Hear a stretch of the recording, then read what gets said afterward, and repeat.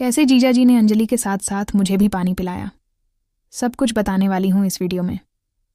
मेरी बड़ी बहन अंजलि की शादी को 1 साल हो चुका था। दीदी काफ़ी सुंदर हैं और जीजाजी भी काफ़ी हष्टपुष्ट हैं। शादी के बाद दीदी कम ही हमारे घर आया करती थी, क्योंकि जीजाजी को दीदी के बिना बिल्कुल भी रहा नहीं जाता था। दीदी और जीजाजी एक दूसरे से बहुत प्यार करते हैं और एक दूसरे के बिना नहीं रह सकते।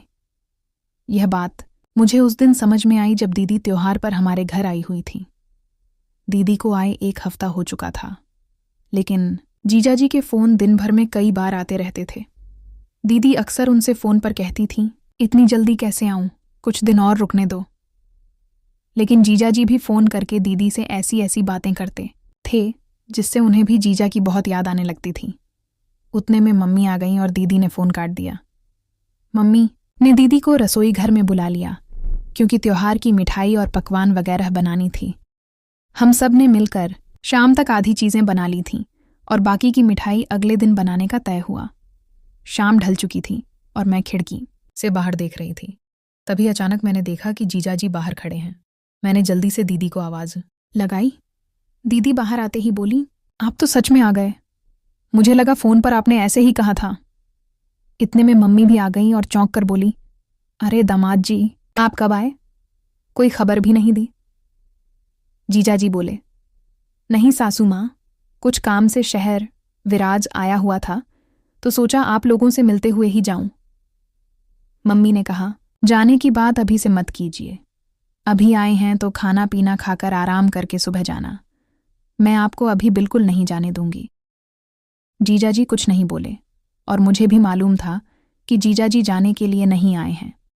इतने में दीदी पानी लेकर आई और जीजाजी को पानी देते हुए धीरे से फुसफुसाते हुए बोली, मुझे अच्छे से पता है कि आप किस लिए आए हैं। 1 हफ्ता भी नहीं रह पाए मेरे बिना। जीजाजी मुस्कुराकर बोले, तुम हो ही इतनी मस्त। ये सुनकर दीदी शर्मा से मुस्कुराकर वहां से चली गई। थोड़ी देर में खाना बनकर तैयार हो गया। हम सब ने साथ में खाना खाया।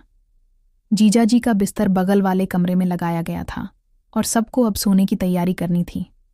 मम्मी पापा लोग अपने अपने कमरे में सोने चले गए, लेकिन मैं, दीदी और जीजाजी अब भी सोफे पर बैठे टीवी देख रहे थे। जीजाजी को नींद आने लगी तो वह बगल वाले कमरे में सोने चले गए।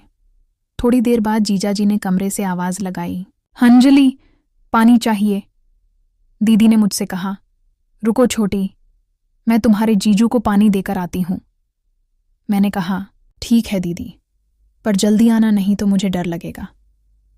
दीदी रसोई घर से पानी की बोतल लेकर जीजाजी के कमरे में चली गई। मैं सोच रही थी अब आएगी, लेकिन 10 मिनट बीत गए और पूरे घर में मुझे कोई नज़र नहीं आया। डर के मारे मैंने दीदी को आवाज़ दी। थोड़ी देर में दीदी कमरे से बाहर आई। उनकी साड़ी थोड़ी अस्त व्यस्त थी, बाल बिखरे हुए थे और सांसें तेज चल रही थीं। मैंने घबराकर पूछा, दीदी, इतनी देर क्यों लगा दी? मुझे डर लग रहा था। दीदी ने हंसते हुए कहा, अरे वो कुछ नहीं, तुम्हारे जीजू को बहुत प्यास लगी थी, इसलिए पानी देने में थोड़ा समय लग गया। इतने में जीजाजी कमरे से बाहर आए और बोले, अरे मेरे फ़ोन की बैटरी ख़त्म होने वाली है, क्या तुम मेरे लिए चार्जर ला दोगी? दीदी ने जवाब दिया, ठीक है, देखती हूँ, आप यहीं रुकिए। लेकिन जीजाजी ने कहा, अरे तुम देखो, मैं कमरे में वेट करता हूँ। ये कहते हुए वे वापस कमरे में चले गए। दीदी मेरे कमरे में गई और वहाँ से मेरा चार्जर उठाकर जीजाजी को देने उनके कमरे में चली गई। मैंने सोचा कि चार्जर देकर वह तुरंत वापस आ जाएंगी, लेकिन थोड़ी देर बीत गई और दीदी का कोई अता पता नहीं था। मैंने एक बार फिर से दीदी को आवाज़ दी, लेकिन कोई जवाब नहीं आया। मैं समझ गई कि शायद दीदी चार्जर लगाकर फ़ोन की चार्जिंग में व्यस्त होंगी।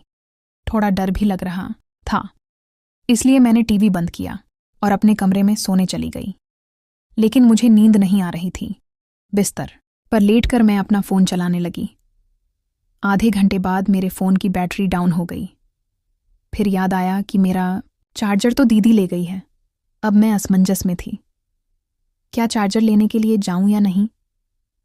मैं सोचने लगी कि एक बार जाकर देख ही लूं कि जीजाजी का फ़ोन कितना चार्ज हुआ है, या फिर अभी चार्जिंग शुरू ही हुई है। आखिरकार मैं चार्जर लेने के लिए जीजाजी और दीदी के कमरे की ओर बढ़ी।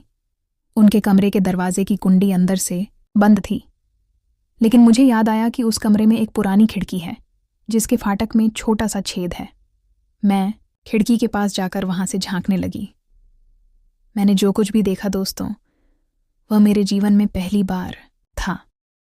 लेकिन मुझे सब कुछ अच्छे से दिख नहीं रहा था क्योंकि खिड़की के फाटक की सुरंग बहुत छोटी थी। खिड़की का फाटक पुरानी लकड़ी का था जो पूरी तरह सड़ चुका था। मुझे अंदाजा भी नहीं था कि वह खिड़की सड़ चुकी है। मुझे साफ दिख नहीं रहा था, तो मैंने हाथ लगाकर खिड़की को थोड़ा खोलने की कोशिश की और खिड़की का फाटक धड़ाक से टूट कर गिर गया। जीजाजी और दीदी मेरे तरफ एकटक निगाहों से देखने लगे और मैं भी वहां से जरा सा भी नहीं हिल पाई। तब दीदी ने मुझे भी अंदर बुला लिया और कमरे की सारी लाइट बंद कर दी। इसके बाद हम तीनों ने एक साथ जीवन का आनंद लिया। अगर आप डिटेल में जानना चाहते हैं कि हमने कैसे क्या क्या किया तो कमेंट में पार्ट 2 लिख दीजिए, जिसके बाद आगे जो हुआ वो मैं पूरे विस्तार से अगले वीडियो में बताऊंगी। तो आने वाली वीडियो देखने के लिए इस वीडियो को लाइक करके इस मनोरंजन कहानी चैनल को सब्सक्राइब कर लीजिए।